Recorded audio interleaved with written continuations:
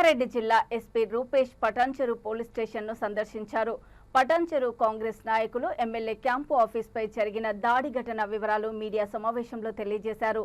MLA camp ఆఫీస్పై దాడి ఘటనలో 42 మందిపై case నమోదు చేశామని, విచారణ అనంతరం చట్టపరమైన చర్యలు తీసుకుంటామని అన్నారు. ముంబై జాతీయ రహదారి పటాన్చెరు పారిశ్రామిక ప్రాంతం కావడంతో భవిష్యత్తులో భద్రతా పరంగా తీసుకునే చర్యలపై వివరించారు. నాయకులు భద్రతా పరంగా ఎలాంటి సమస్యలు తలెత్తకుండా పోలీసులకు సహకరించాలని సూచించారు. పటాన్చెరు గద్వాల్ పరిధిలో కాంగ్రెస్ నాయకుల మధ్య స్వల్ప ఘర్షణలు చోటు చేసుకున్నట్టు, వాటిపై విచారణ చేపడుతున్నామని అన్నారు.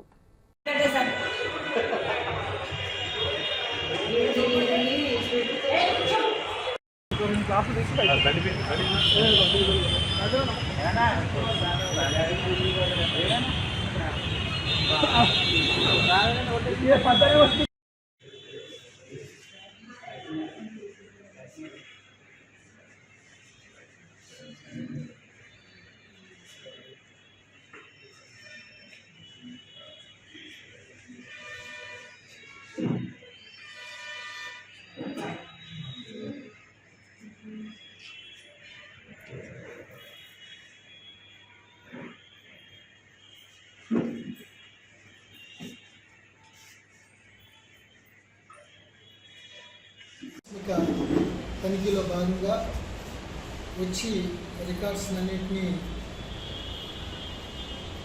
వెరిఫై చేయడం జరిగింది.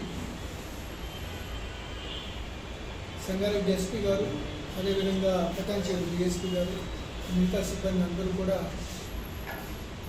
వారికి ఇటు లా అండ్ ఆర్డర్ కానీ, ఇటు ట్రాఫిక్ కానీ, క్రైమ్ కంట్రోల్లో తగు సూచనలు ఇవ్వడం జరిగింది. పటాన్చెరు సంగారెడ్డి జిల్లాలోనే హెవీయెస్ట్ పోలీస్ స్టేషన్. ఒక పక్కన ఇస్నాపూర్,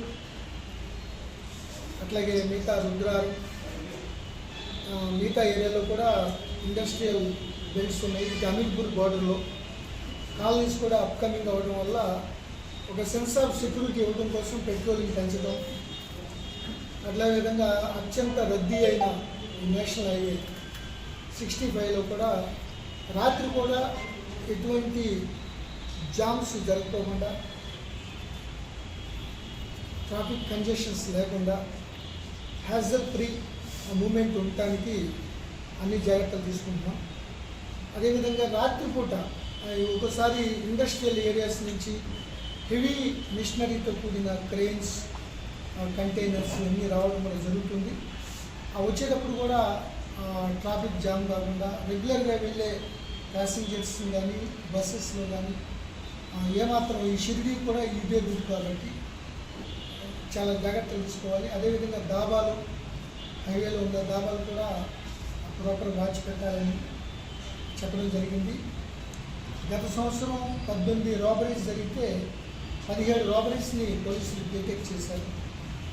ఆ విషయంలో చాలా గుడ్ వర్క్ చేసినట్టుగా భావించాలి. అట్లాగే 30 కేసులు బైక్ థెఫ్ట్ మీద కూడా కాన్సన్ట్రేషన్ చేస్తున్నారు. ఇటు ఇండస్ట్రియల్ ఏరియాస్లో ఇటు సౌత్ ఇండియా కానీ ఎక్కువగా నార్త్ ఇండియా నుంచి మైగ్రెంట్ లేబర్స్ ఎక్కువ రావడం జరుగుతుంది.